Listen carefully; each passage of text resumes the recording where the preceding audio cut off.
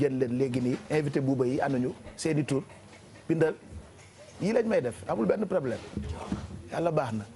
donc on les reçoit tout de suite pour parler produits bio ci wàllu consommation la ñoom nag ñu ngi ciy dox depuis très longtemps. Merci d'être là c'est vrai que consommation locale made in Sénégal comme ce domaine là donc mën nañu waxtaan ak ñoom directement avec Sidex. Exactement Pape Cheikh alors donc defe naa ne invité yi tey c'est une fierté de les recevoir sur le plateau d'autant plus qu'elles vont parler de ce qu'on appelle la consommation locale. Alors tout d'abord bonjour. Bonjour. Alors, est-ce que vous pouvez nous expliquer un peu qu'est-ce que ça consiste, qu'est-ce que vous transformez et quels sont les produits avec lesquels vous travaillez? En français ou en wolof, hein, donc. On fera les deux. D'accord. Donc bonjour à tous. Merci de nous accueillir sur ce plateau, c'est un réel plaisir. maa ngi leen di nuyu yéen ñëpp ak téléspectateurs yi tamit. Donc le Dakar Farmers Market, c'est un marché qui fait la promotion du Made in Sénégal, la promotion du consommé local. On a commencé en octobre 2015, c'est un marché mensuel qui se tient tous les premiers samedis du mois. Là, on en est à notre 3e saison et le marché se déroule au Monument de la Renaissance. Et on a commencé avec 25 exposants et aujourd'hui, on est à 100 exposants. Donc, on est très fiers de notre croissance, mais ça veut vraiment dire qu'il y a énormément de personnes, d'entrepreneurs qui font des choses à valoriser, des produits, tout ce qui est dans les secteurs agroalimentaires, cosmétiques naturels et solutions éco-responsables. Donc là, aujourd'hui, on est là pour vraiment faire la promotion de notre événement qui aura lieu le 7 avril au Monument de la Renaissance. On invite tout le monde à venir découvrir, redécouvrir ce qui se fait ici. Il n'y a que du Made in Sénégal et en plus, c'est une belle ambiance. En plus de pouvoir faire son marché, donc Alfie, tu es invité.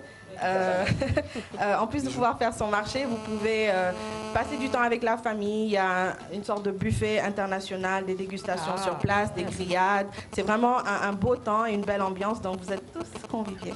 lan mooy différence entre market ak yeneen marché yi parce que bu ñu déggee fameuse mooy ki nga xamante ne moom mooy bay directement est-ce que ñiy bay ñooy indi seen ay produits amul benn intermédiaire wala da ngeen ko tuddee noonu rek. Ouais, justement, les fermes yu nekk ci marché bi, c'est vraiment de la distribution directe. Souvent, ils amènent ce qu'ils cueillent le jour du marché ou le jour avant, directement au marché pour vendre. Des produits frais, quoi. Des produits frais et bio. Donc, on n'accepte que des agriculteurs et des producteurs qui font de l'agriculture écologique responsable. Donc, il n'y aura pas de pesticides jour boobu. On évite ça. Naka ngeen di def pour contrôler que nit ki day def vraiment agriculture bio? Alors, il n'y a pas d'organe de certification au Sénégal, mais l'ONG ENDA, accompagne un collectif de producteurs dans la zone des Niayes. Et avec des agronomes, des ingénieurs agronomes, ils font les contrôles des sols. Ils s'assurent que les producteurs n'utilisent pas d'engrais chimiques ni de pesticides en amont et en aval. Donc, c'est cool, c'est intéressant, on fait de notre mieux pour épouser ces règles-là et cette norme. Est-ce que c'est vraiment maintenant ils ont compris le concept, ils commencent à consommer sans pour autant se dire que derrière ça, c'est typiquement de la politique. Donc voilà. Oui, je pense que les gens, surtout par rapport à la santé, c'est vital de savoir ce qu'on mange, ce qu'on met dans nos corps, dans notre corps et sur nos corps. Donc, par rapport à ça, il y a de plus en plus une prise de conscience. Les gens se rendent compte avec la croissance des maladies non transmissibles, tout ce qui est diabète, cancer, tout ça. Donc, manger ce qui est sain, c'est essentiel pour avoir une bonne vie. Et dans ce marché-là, en tant que médecin, personnellement, j'essaye de faire en sorte que les exposants qui sont présents respectent ça, que c'est des gens qui valorisent l'être humain, donc ils font des produits avec amour et pour le bien de la communauté. Juste pour rebondir ci li Thiamo wax parce que elle s'est pas présentée, donc il faut que je la présente pour que nit ñi xam ne elle s'appelle Thiamo Bintou Kane, donc moom moo nekk à l'initiative du Dakar Farmers Market, donc médecin la de formation. Donc lépp li mu leen wax rek ma koy peut-être wax ci olof li yëpp duñ ci fekk waaye yàlla donc di ko wax rek ci olof pour waa Sénégal xam ne marché bi seen marché la. Ça veut dire que dañuy dooleel doomu réew mi ñi nga xam ne fii la ñu nekk di xalaat bés bu nekk naka la ñuy jëmalee seen réew kanam ci mbirum produit cosmétique lépp lu baax ci karaw lépp lu baax ci yaram di ngeen ko fekk ci marché ba lépp loo leen di lekk loo xam ne ni ko Pape Cheikh waxee léegi amul benn pesticide maanaam amul benn produit boo xam ne ëllëg dina tax ñu waxu cancer wala waxu diabète wala leneen ak leneen donc marché la boo xam ne plus de 100 exposants ku ci nekk am sa richesse boo fa ñëwee yendu fa 9h ba 16h lépp loo soxla di nga ko fa fekk doomu Sénégal moom ko te c'est abordable ñëpp mën nañ ci bokk donc loolu rek laa ci bëggoon ñëw sax parce que souvent produit bio yi ñi koy utiliser même bu dee à l'Occident li ñuy kaas mooy dafa cher est-ce que produit yi cher na alors genre boo ko dee comparé ak li ngay jënd ci marché bi tey alors produit yi boo ko seetee y a toutes les gammes de prix ça veut dire que tey jii ki nga xam ne mën na dépenser téeméer ba ki nga xam ne mën na dépenser junni wala ñaari junni mën na fa ñëw donc lépp am na fa ku nekk fi sa doole yem boo ñëwee ci marché ba selon sa pochette li fa am mën nga fa jënd li nga soxla incha allah. C'est au monument de la Renaissance donc ce samedi 7 avril de 9h à 16h.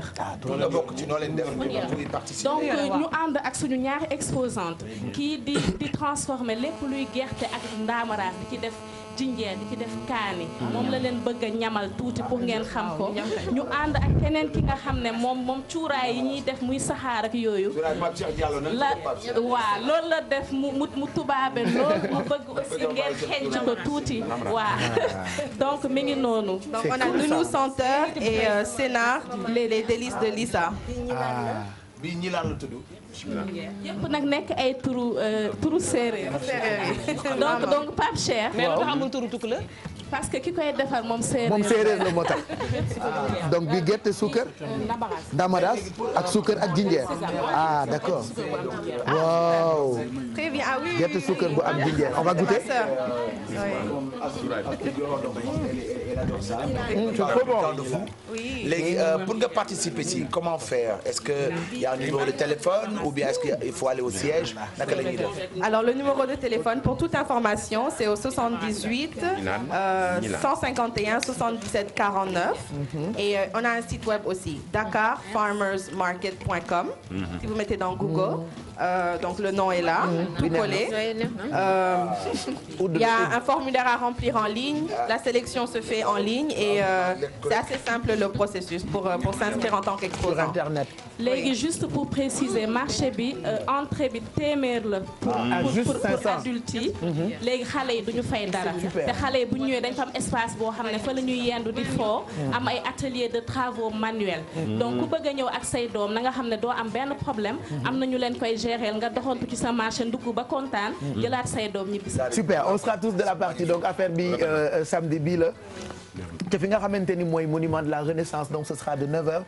jusqu'à 16h merci et ay jàmbaar ngeen gàcce ngalaama yéen nekk ay jigéen di def lu mel noonu. merci beaucoup merci parce que ci première édition bi ñëwoon nga fi ñu waxtaanoon ci donc comme jigadi wuñu la woon yàlla na affaire yi gën a yokk. ba productrice yëpp ñëw di ci àndandoo ak yow. amiin yaa merci amiin merci beaucoup merci. merci beaucoup.